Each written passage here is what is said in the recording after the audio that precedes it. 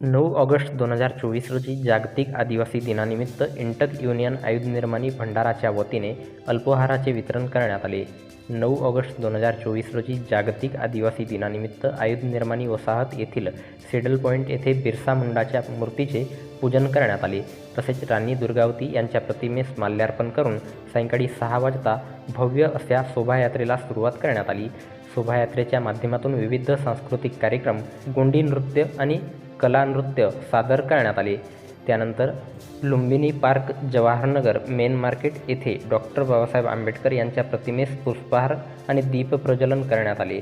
त्यावेळी इंटक युनियन आयुध निर्माणी भंडारा यांच्या सौजन्याने भव्य अशा अल्पोहाराचे आयोजन करण्यात आले होते.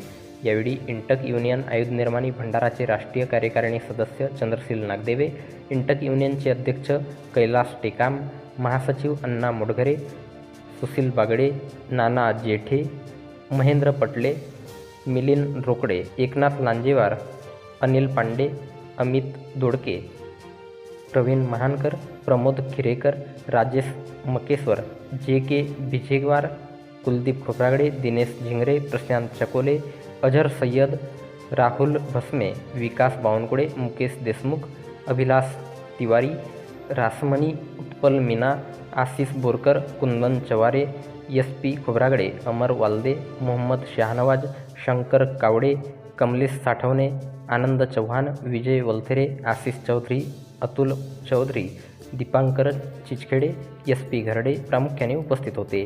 अल्पोहारानंतर एस.पी. हॉल, जवाहरनगर येथे शोभायात्रेचे समापन करण्यात आले.